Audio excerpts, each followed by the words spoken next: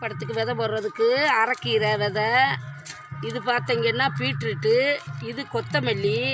இந்த வட்டத்தை நான் சும்மா விதை வாங்கிட்டு வந்திருக்கேன், இல்லாட்டி எப்பயும் நான் மளிகை கடையில் வாங்கித்தான் போடுவேன். இது பார்த்தீங்கன்னா முள்ளங்கி. இப்போ அதை பாருங்கள், இதில் தான் நான் முள்ளங்கி தான் நட்டு விட போகிறேன். இதை பாருங்கள், நான் எப்பயும் மாடியில் வச்சு நல்லா நான் முள்ளங்கி இப்போ பிடுங்கிருக்கேப்பா, நல்லா வரும் முள்ளங்கி.